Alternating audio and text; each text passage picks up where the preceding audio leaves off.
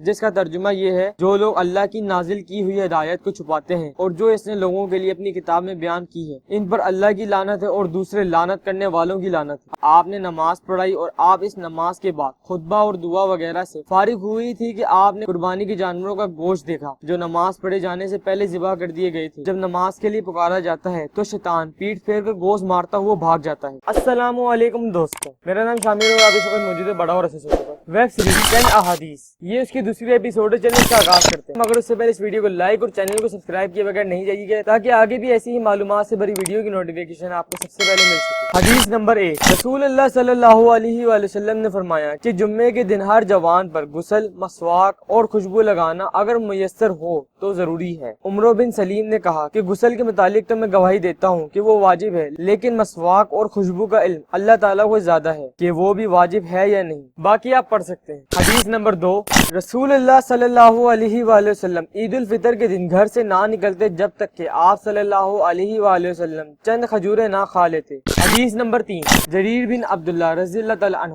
انہوں نے کہا ہم نبی کریم صلی اللہ علیہ وآلہ وسلم کی خدمت میں موجود تھے۔ آپ صلی اللہ علیہ وسلم نے چاند پر ایک نظر ڈالی، پھر فرمایا کہ تم اپنے رب کو آخرت میں اسی طرح دیکھو گے جیسے اس چاند کو اب دیکھ رہے ہو، اس کے دیکھنے میں تم کو کوئی زحمت بھی نہیں ہوگی۔ بس اگر تم ایسا کر سکتے ہو کہ سورج طلوع ہونے سے پہلے والی نماز فجر اور سورج غروب ہونے سے پہلے والی نماز عصر سے تمہیں کوئی چیز روک نہ سکے تو ایسا ضرور کرو۔ پھر آپ صلی اللہ علیہ وسلم نے یہ آیت تلاوت فرمائی کہ پس اپنے مالک کی حمد و تسبیح کرو سورج طلوع ہونے اور غروب ہونے سے پہلے۔ اسماعیل راوی حدیث، انہوں نے کہا کہ عصر اور فجر کی نماز تم سے چھوٹنے نہ پائے، ان کا ہمیشہ خاص طور پر دھیان رکھو۔ حدیث نمبر 4، رسول اللہ صلی اللہ علیہ وآلہ وسلم سے ایک آدمی نے پوچھا کہ احرام باندھنے والے کو کیا پہننا چاہیے، تو آپ صلی اللہ علیہ وآلہ وسلم نے فرمایا کہ نہ قمیص پہنے، نہ پاجامہ، نہ بران کوٹ اور نہ ایسا کپڑا جس میں زعفران لگا ہو اور نہ ورس لگا ہوا کپڑا۔ پھر اگر کسی شخص کو جوتیاں نہ ملے جن میں پاؤں کھلا رہتا ہو وہ موزے کاٹ کر پہن لے تاکہ وہ ٹخنوں سے نیچے ہو جائے۔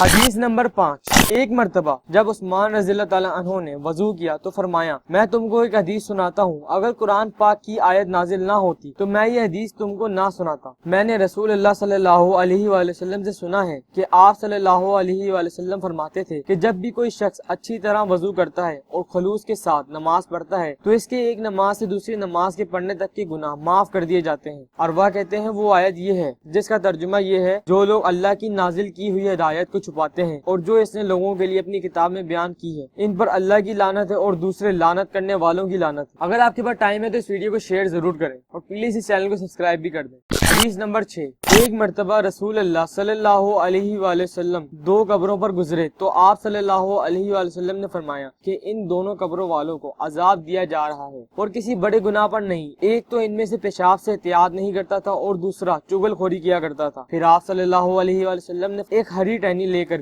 20 سے اس کے 2 ٹکڑے کیے، ہر ایک قبر پر ایک ٹکڑا گرا دیا۔ لوگوں نے پوچھا کہ یا رسول اللہ آپ صلی اللہ علیہ وسلم نے ایسا کیوں کیا؟ آپ صلی اللہ علیہ وآلہ وسلم نے فرمایا شاید جب تک یہ ٹہنیاں خشک نہ ہوں ان پر عذاب میں کچھ تخفیف رہے۔ حدیث نمبر 7، رسول اللہ صلی اللہ علیہ وآلہ وسلم نے 2 دنوں کے روزے رکھنے سے منع فرمایا ہے، ایک عید الفطر کے دن اور دوسرا عید الاضحیٰ یعنی قربانی کے دن۔ حدیث نمبر 8، راوی کے متعلق آپ پڑھ سکتے ہیں، انہوں نے کہا میں نے رسول اللہ صلی اللہ علیہ وآلہ وسلم کے ساتھ عید الاضحیٰ منائی، آپ نے نماز پڑھائی اور آپ اس نماز کے بعد خطبہ اور دعا وغیرہ سے فارغ ہوئی تھی کہ آپ نے قربانی کے جانوروں کا گوشت دیکھا جو نماز پڑھے جانے سے پہلے ذبح کر دیے گئے تھے۔ اس پر آپ صلی اللہ علیہ وآلہ وسلم نے فرمایا جس شخص نے نماز پڑھنے سے یا فرمایا ہمارے نماز پڑھنے سے پہلے اپنی قربانی کا جانور ذبح کر لیا وہ اس کی جگہ دوسرا ذبح کرے، اور جس نے ذبح نہیں کیا وہ اللہ کا نام لے کر ذبح کرے۔ حدیث نمبر 9، راوی آپ دیکھ سکتے ہیں کون، انہوں نے کہا میرے ساتھ ہمارا ایک لڑکا خادم یا ہمارا ایک ساتھی بھی تھا، اس کو کسی آواز دینے والے نے باغ سے اس کا نام لے کر آواز دی، کہا جو لڑکا میرے ساتھ تھا اس نے باغ کے اندر جھانکا تو اسے کچھ نظر نہ آیا، چنانچہ میں نے یہ واقعہ اپنے والد کو بتایا تو انہوں نے کہا اگر مجھے معلوم ہوتا کہ تم اس واقعے سے دوچار ہوگے تو میں تمہیں نہ بھیجتا، لیکن آئندہ تم اگر کوئی آواز سنو تو نماز کی اذان دو، کیونکہ میں نے ابو ہریرہ رضی اللہ تعالی عنہ سے سنا ہے وہ رسول اللہ صلی اللہ علیہ وسلم سے حدیث بیان کرتے تھے کہ آپ نے فرمایا جب نماز کے لیے پکارا جاتا ہے تو شیطان پیٹھ پھیر کر گوشت مارتا ہوا بھاگ جاتا ہے۔